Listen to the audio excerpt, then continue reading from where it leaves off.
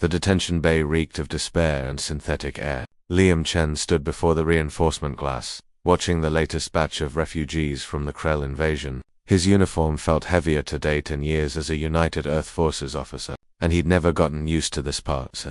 This one's causing trouble, Sergeant Martinez called from Cell 7. Liam walked over, expecting another territorial dispute or medical emergency. What he found instead made his heart clench. A Valeran girl no more than 16 in human years knelt on the floor, her pale blue skin mottled with bruises and malnutrition. But she wasn't alone. Behind her, a smaller child, maybe 8, lay curled on the thin mat, ribs visible through her tattered clothing. The older girl's violet eyes locked onto Liam with an intensity that burned.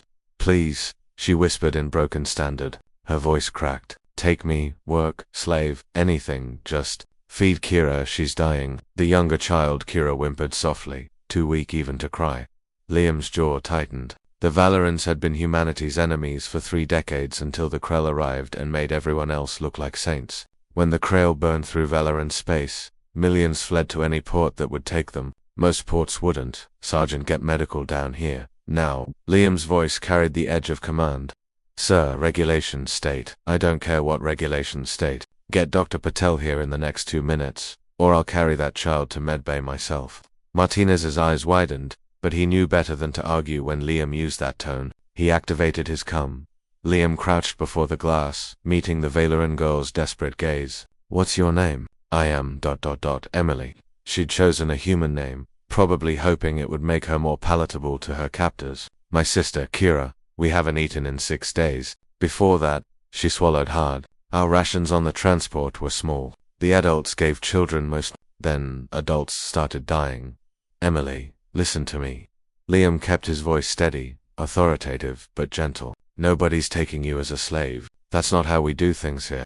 Her expression crumbled into confusion, then suspicion. "I have nothing else to offer. I can clean, repair systems, fight if needed. My people enslaved humans once. I know you hate us, but Kira is innocent. She's just a child. Please." The weight of history hung between them. The Valeran Empire had indeed kept human colonies under brutal subjugation for 12 years before the war turned. Liam had lost his brother to a Valeran prison camp. He had every reason to walk away. Dr. Patel arrived, a nonsense woman with quick hands and a quicker mind. She took one look at Kira and ordered the cell opened immediately.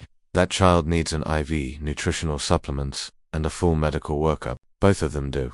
She shot Liam a look. "I assume you're authorizing this?" "Absolutely."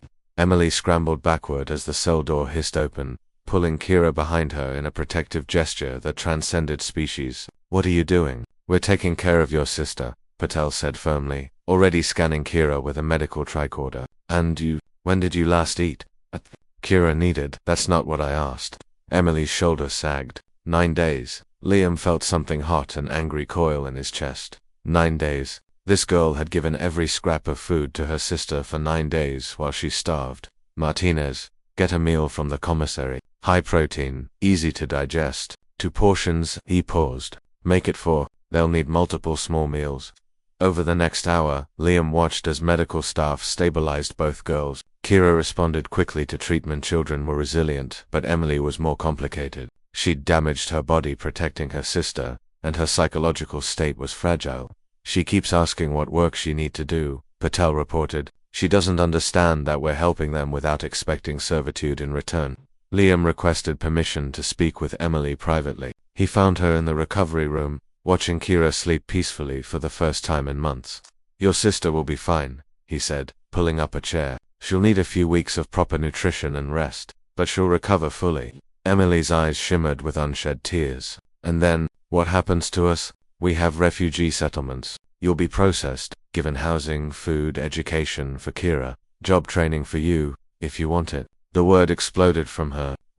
"Your people should hate us. I've seen the history files. I know what my empire did to human colonies. I was ready to sell myself into slavery, and you're offering, what kindness?" Liam leaned back, considering his words carefully. "Do you know what we learned from your people?" She shook her head.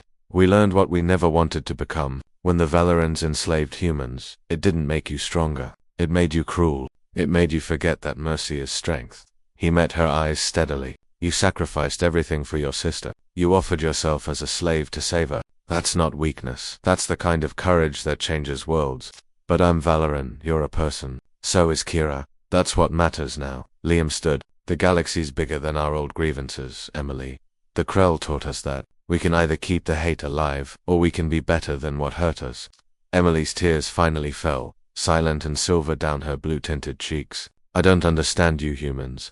Liam smiled, a real smile this time. We're working on being worthy of not understanding, one choice at a time. 3 months later, Liam visited the refugee settlement during his off-duty hours. He found Emily working in the community gardens, Kira playing nearby with other children human, and a dozen other species who'd found shelter under Earth's banner.